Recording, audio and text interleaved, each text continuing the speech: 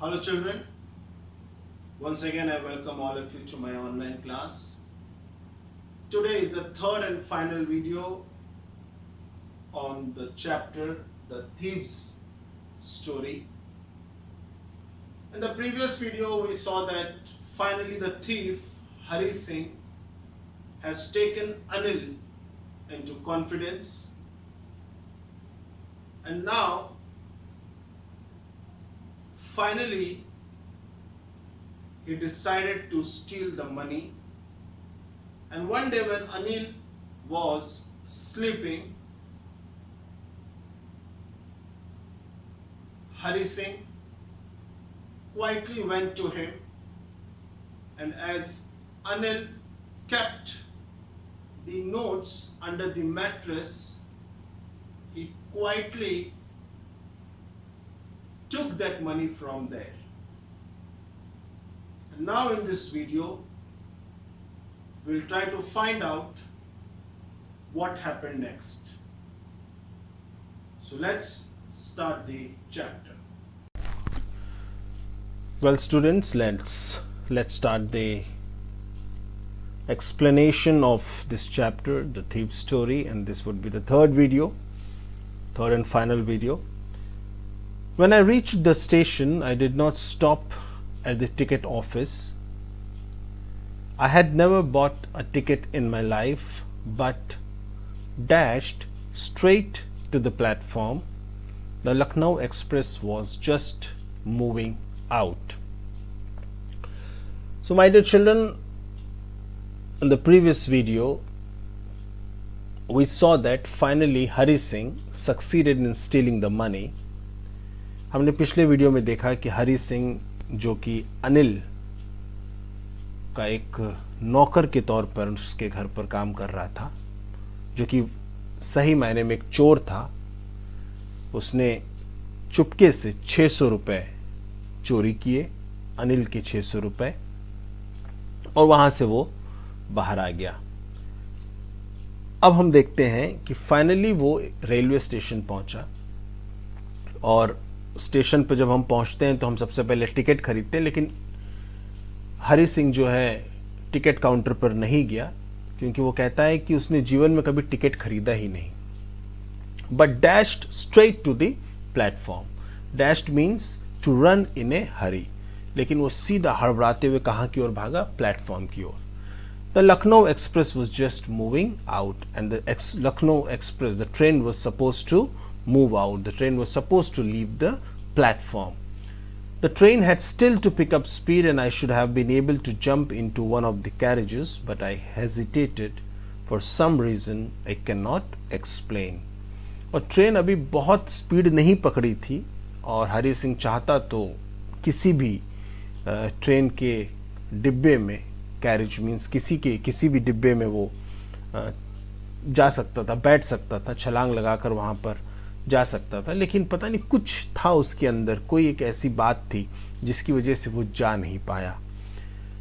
And I lost the chance to get away, और train वहाँ से चला गया और वो ट्रेन पे चढ़ नहीं पाया.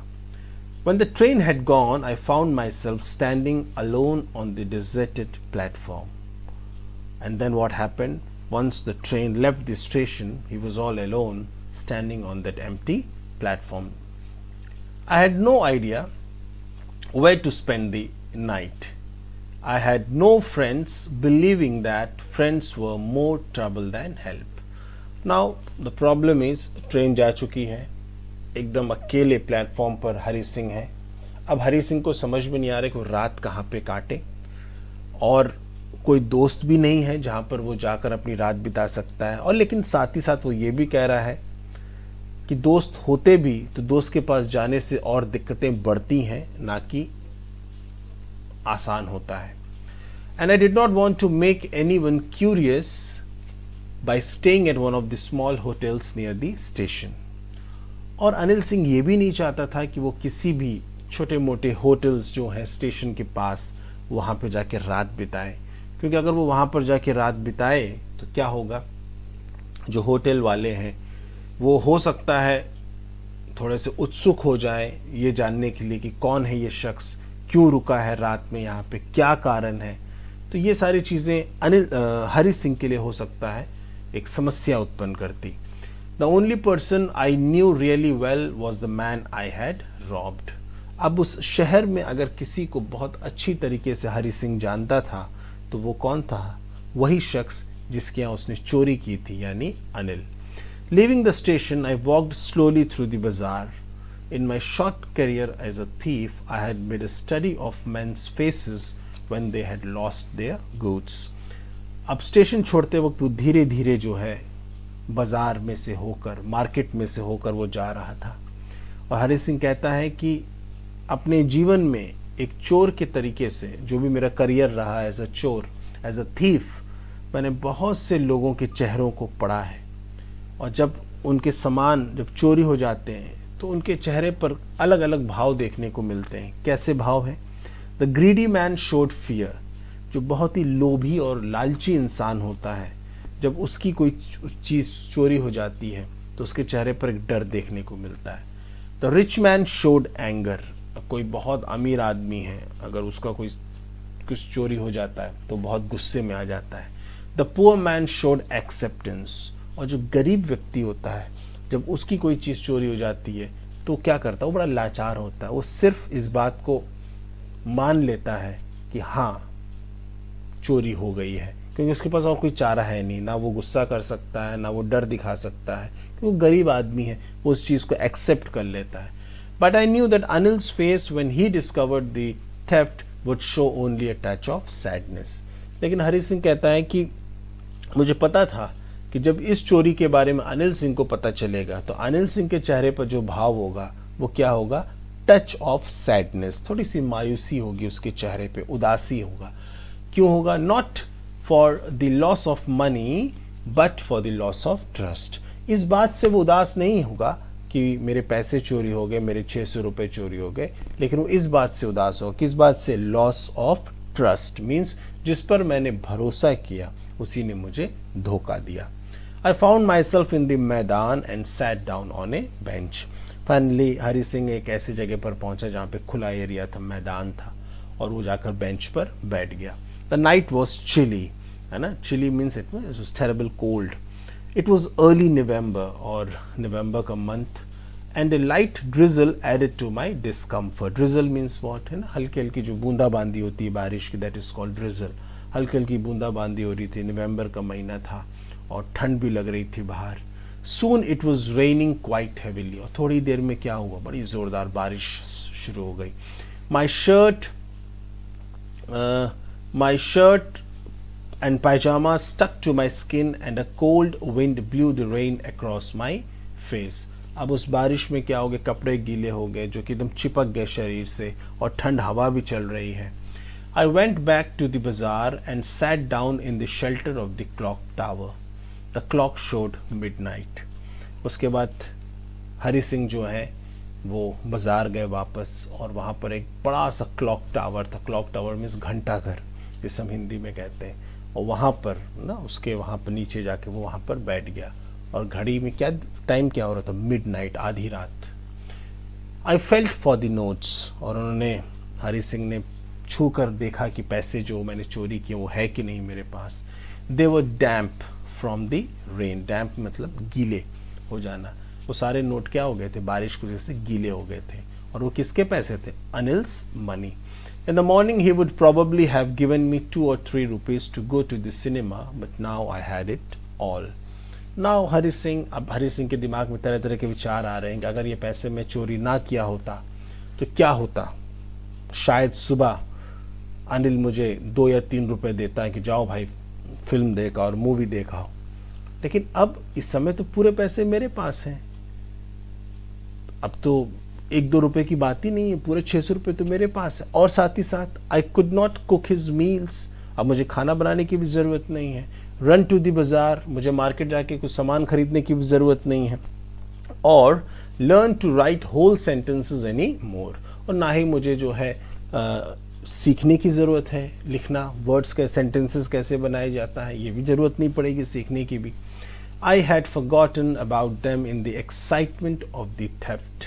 Whole sentences I knew could one day bring me more than a few 100 rupees। एक बात हरि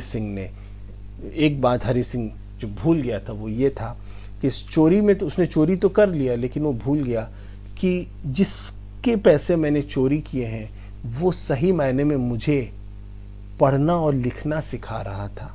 और ये जो पढ़ाई लिखाई है, ये आने वाले दिनों में इस पढ़ाई से, इस शिक्षा से मैं बहुत से पैसे कमा सकता हूँ। ये तो कुछ भी नहीं है। It was a simple matter to steal and sometimes just as simple to be cot.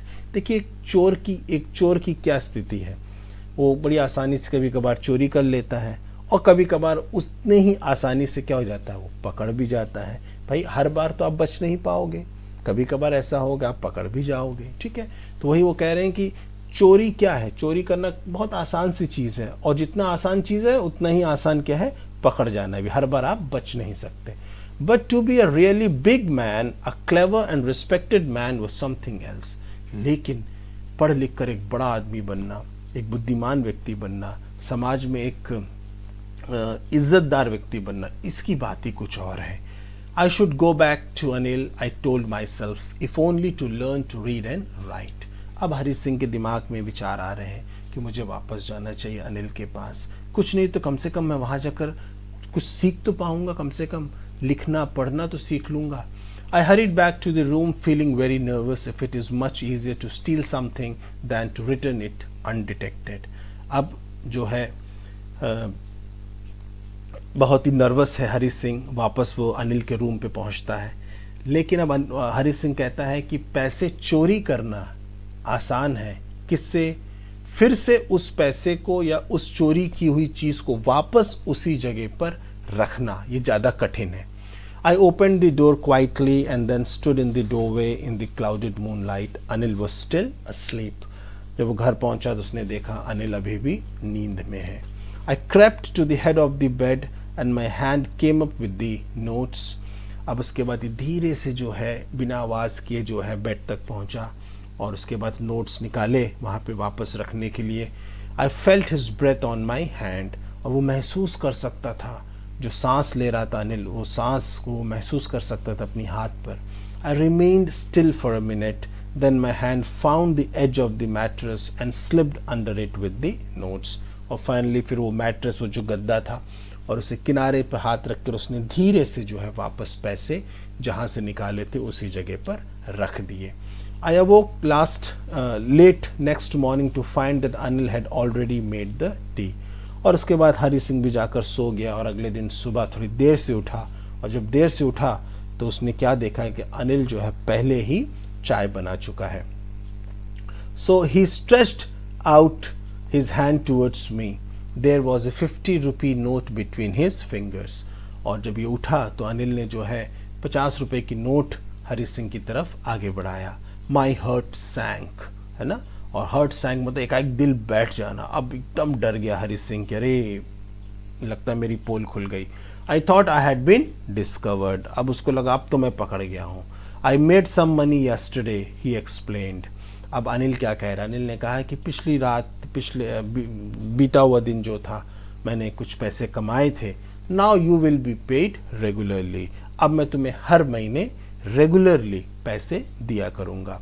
My spirit रोज। अब जो मेरा दिल एकदम बैठ गया था डर के मारे, थोड़ी सी मुझे जो है जान में जान आई।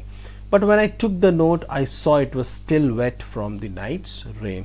और जब मैंने उस 50 रुपए की नोट को लिया तो मैंने महसूस किया कि वो नोट अभी भी क्या था, गीला था, क्योंकि पिछली रात क्या हुई थी, बारिश में वो नोट भीग चुके थे। Today we will start writing sentences, he said. He knew but neither his lips nor his eyes showed anything. अब देखिए यहाँ पर उसके बाद अनिल ने कहा हरि सिंह से कि चलो आज हम लोग सेंटेंसेस लिखना सीखेंगे।